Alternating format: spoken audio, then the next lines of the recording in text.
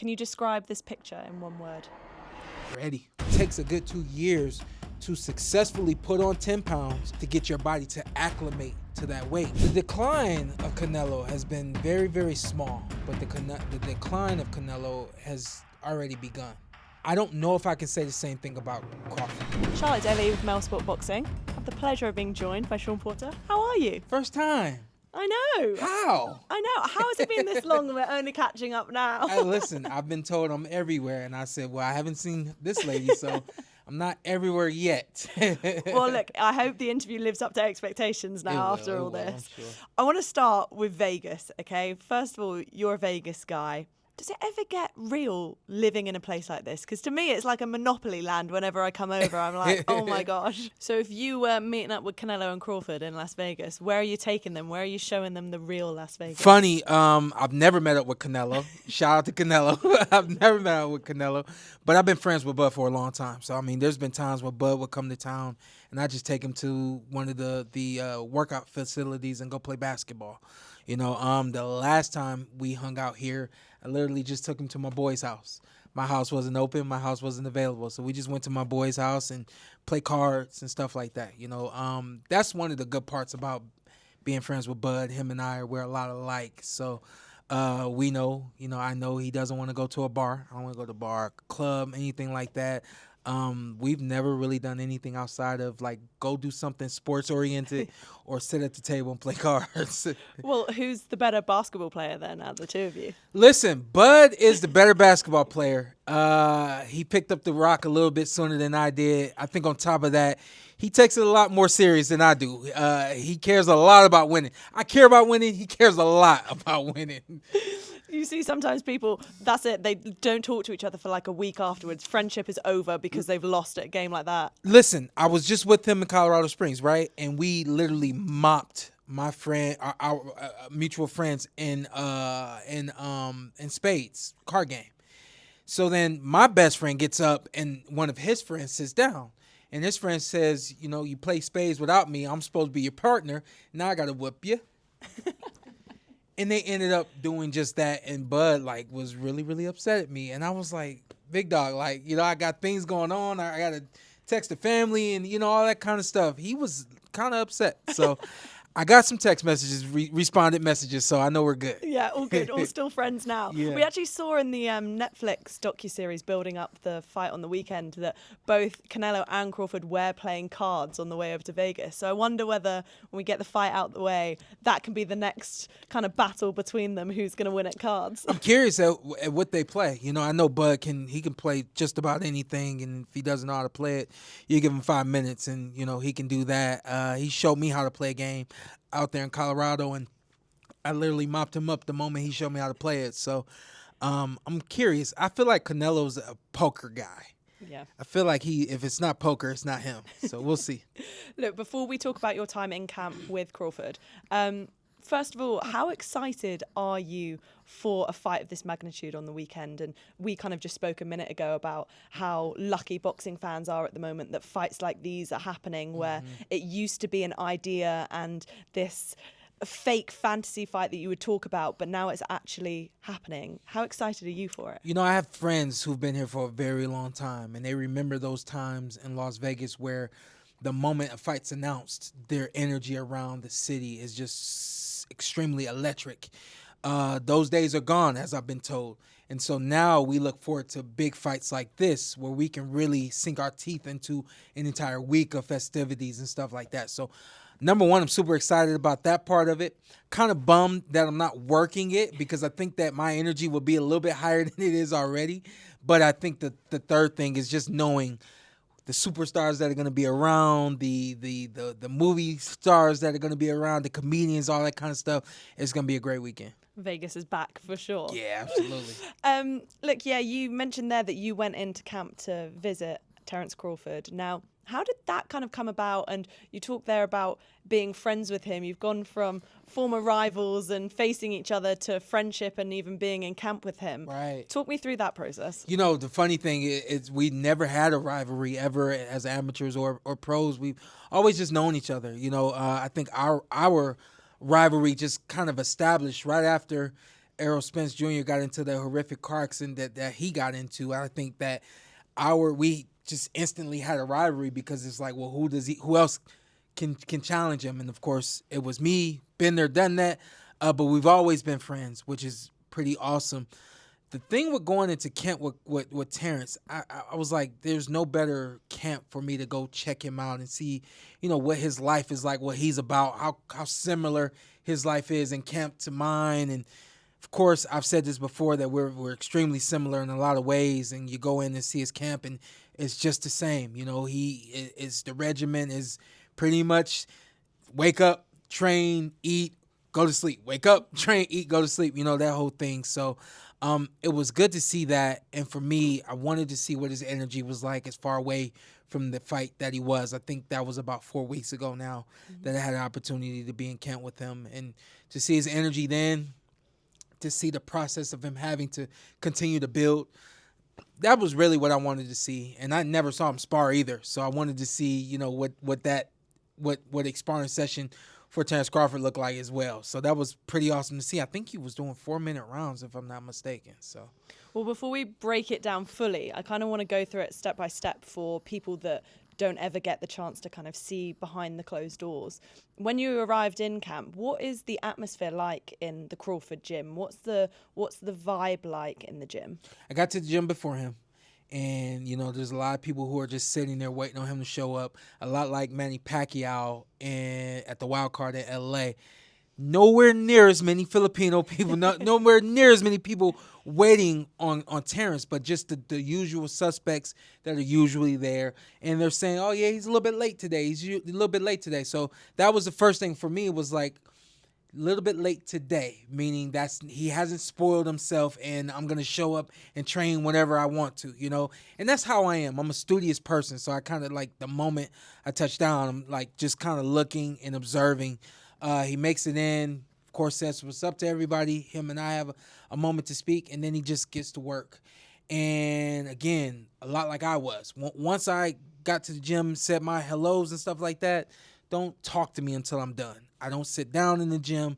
I don't take moments off and things of that nature. So that's what it is. It's an energy of work. It's an energy of, I remember the energy, I think it was specific to this fight. Again, I've never been in camp with him before, but it was a severity in camp, especially 4 weeks out, that I'm not used to. Usually 4 weeks out, I think maybe 2 weeks out is when it starts to really get serious.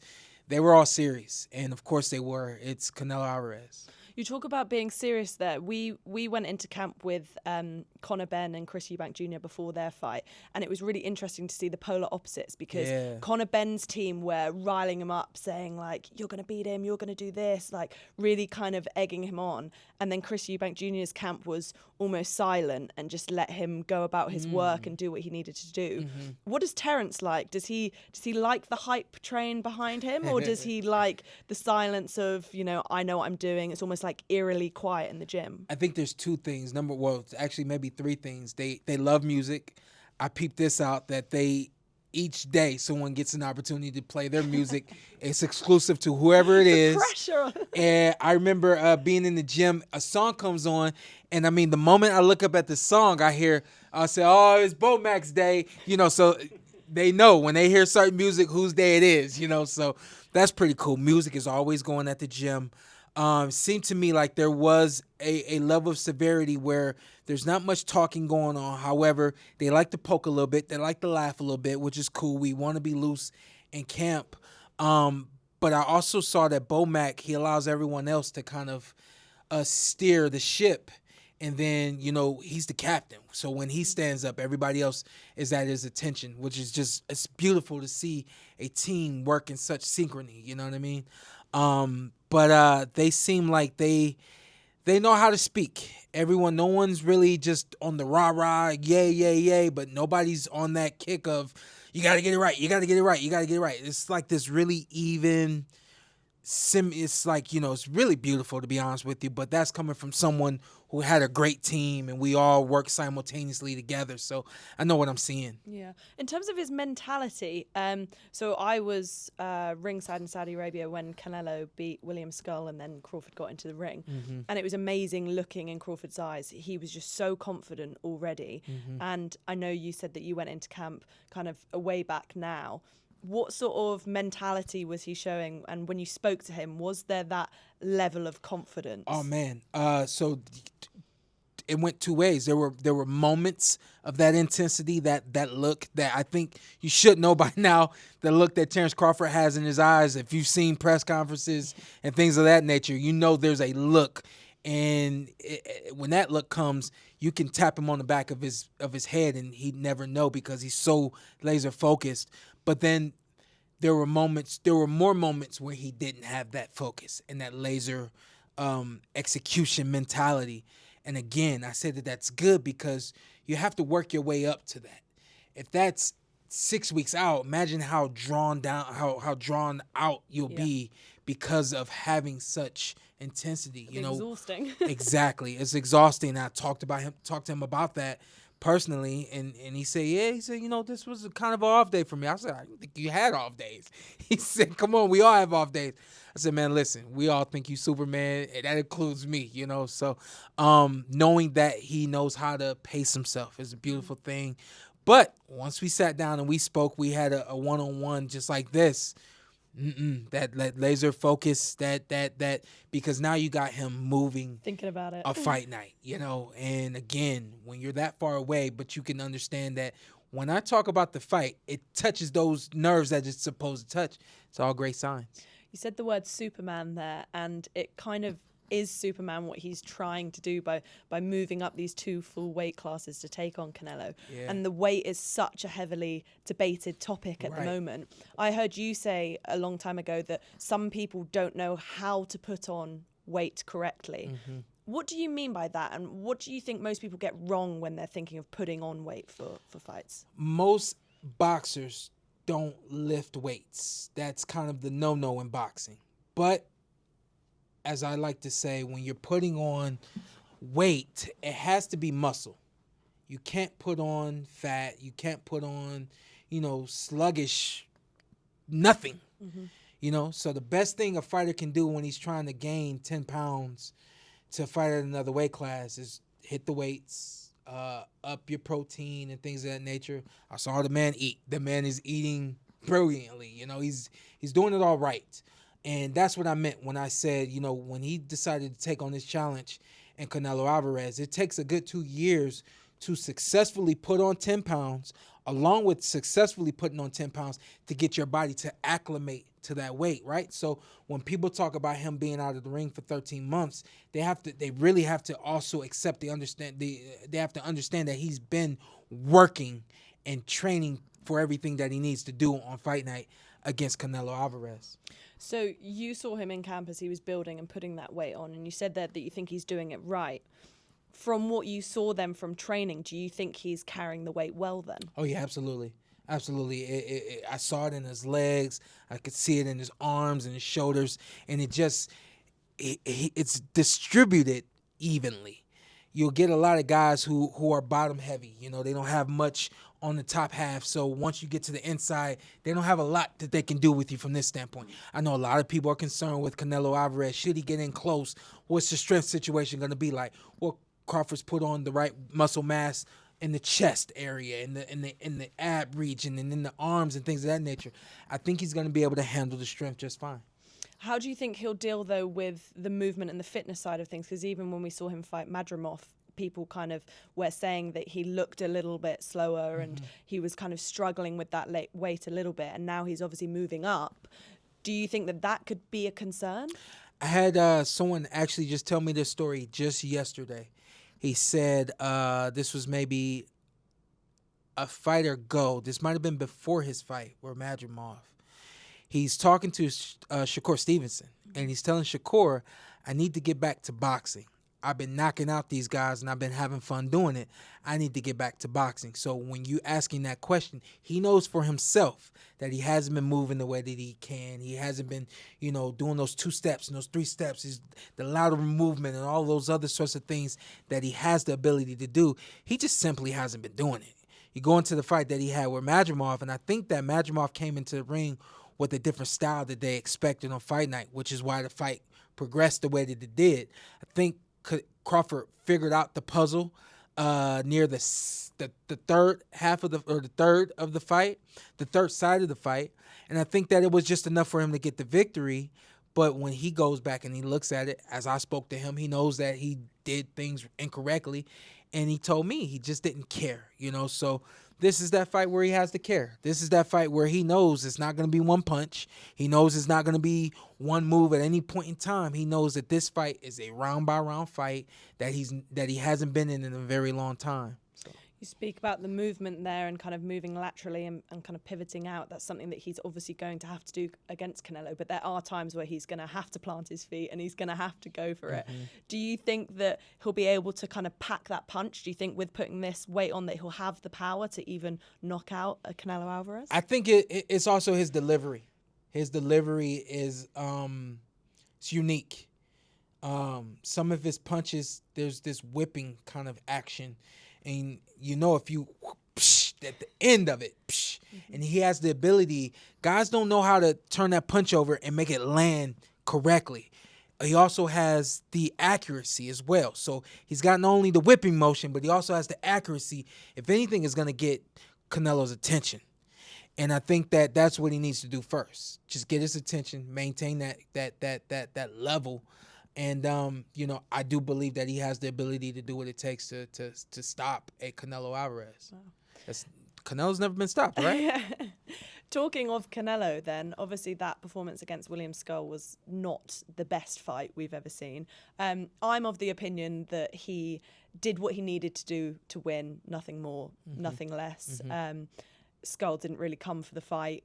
It was pretty boring for fans to watch as well. Canelo has said that himself. Some people are taking it as a sign of a decline from Canelo. What's your opinion on it? The decline of Canelo has been very, very small, but the decline of Canelo has already begun. I don't know if I can say the same thing about Crawford, but when you look at almost 70 fights, he's almost 70 fights, right, for Canelo Alvarez. That alone should give you the understanding that this guy isn't where he was when he had 50 fights. It's impossible. Respectfully, it's impossible. I don't know if you guys watch football, but we saw Tom Brady be almost electric until his end. But even in his end, he had moments where he didn't look like he did when he had 6 rings, when he had 5 rings.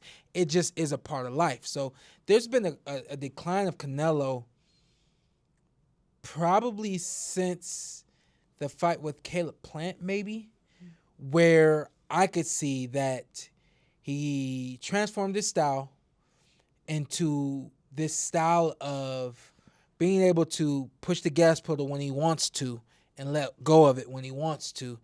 And the benefit that he had in that was he had guys in the ring with him that had a level of fear, had a level of tentativeness, had a level of hesitancy that helped with him being able to go like this.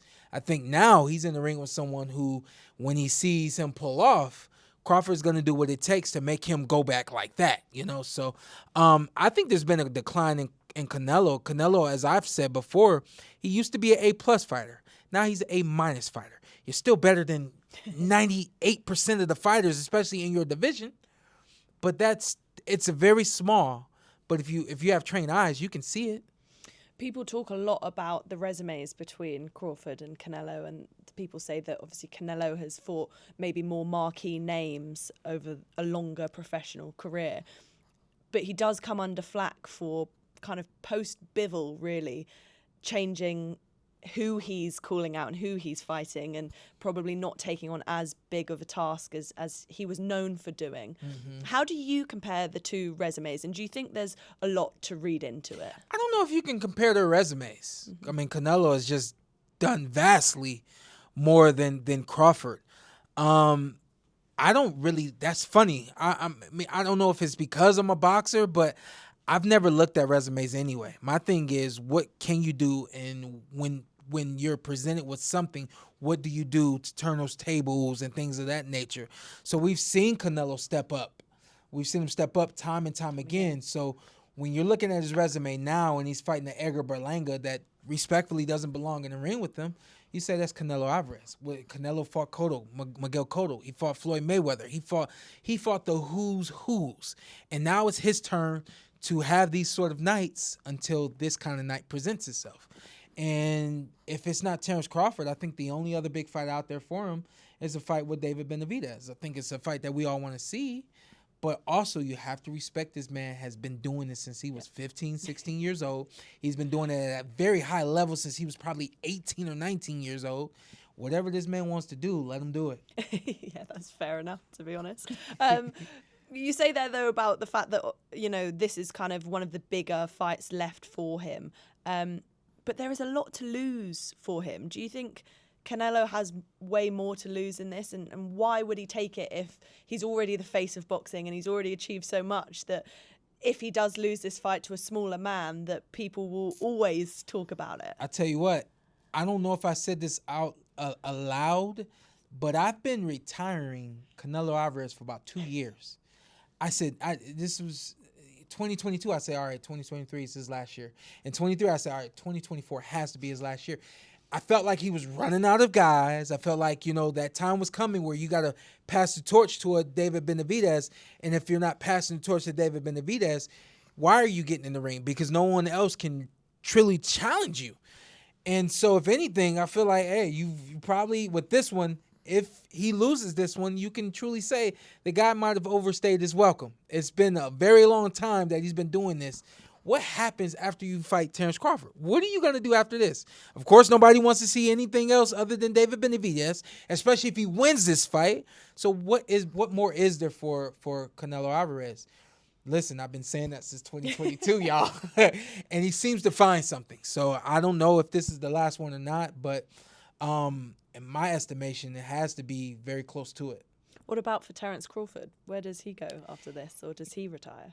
But I really don't, especially if he wins this fight. What do you do if you win this fight? Do you stick around and fight the Jerron Boots Ennis that everyone has been commanding you fight? Do you fight the Virgil Ortiz at 154 pounds? What do you do? I'm not really sure what he wants to do.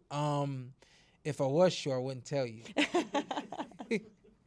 Don't forget, we are friends. Don't forget, we are friends. So, look, if Terence does win this fight, where does it put him in history? Because what an achievement it would be! Yeah. 3-time undisputed history. Shout out to the PorterWay Podcast. We talked about this. It's on this week's show, and someone blurted out and said you got to put him in top 3. I think it's very hard to measure generations of fighters. He is truly a generational fighter.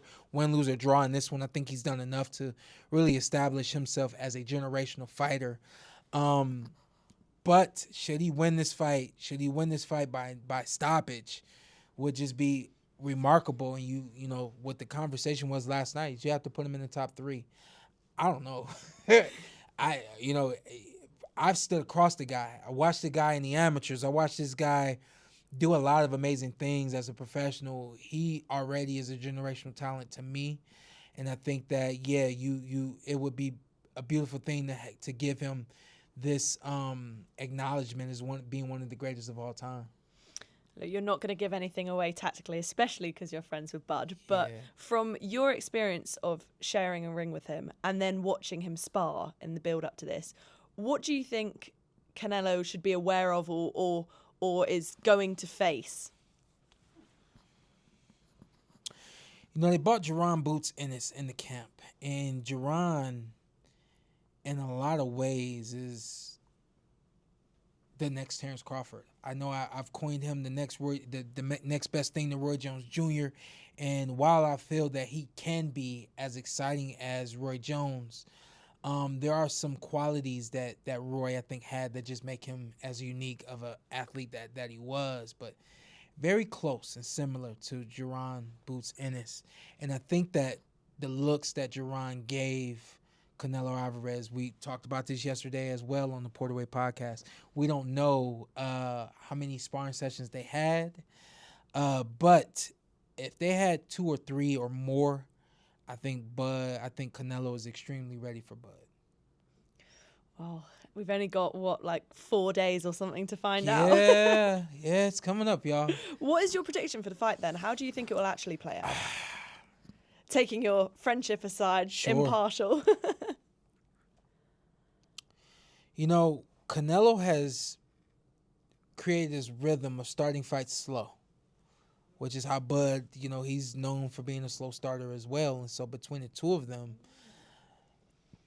it could be a lot of posturating in the first round. We know Canelo to do this, and a lot of feints, and we could get that. I'm not sure what game plan Bud and his team have in terms of how they want to start this fight. You got 2 great counterpunchers in the ring too. This thing it's dangerous for both guys. I think early it might be Bud punching first. It might be Canelo trying to catch his timing. Canelo can't wait. Canelo can't allow 2 or 3 rounds to go by of Bud doing what he does. And the reason why I say that is because think of it as a toy that winds up, right? Bud is the kind of toy that once he winds up and you let it go, no one catches Bud once it goes, And so I'm not sure if trying to find timing, trying to find rhythm, and just waiting is the best thing for Canelo. I think that Canelo needs to start early. I think that there's an apprehension for Canelo and his team to start early because I think that they know that he doesn't have the kind of gas tank that he used to have. There's just too much mileage on the car. I think they're going to try to play this one where they're probably going to try to steal rounds. They're going to try to lay back and find moments where they can get Bud across on the ropes. And what we didn't see him do against Skull, we'll see him try to do with Bud in terms of back him up and really take advantage of those corner and rope opportunities. How do you think Canelo will do with the switching stance? That's the one thing that I think is the most mysterious thing coming from Bud Crawford. How often is he going to switch? We usually only see 2 switches in a fight. The fight he had with Errol, we saw 1 switch, and it was just done. Usually he starts orthodox, he switches southpaw. There's no secret there, so I'm okay. I feel all right saying that. I don't know if he's going to go back and forth with this one. I think it makes sense for him to, but I don't know. I think that's one of the big mysteries here. We know when he switches southpaw, usually he intends to bang and break down his opponent.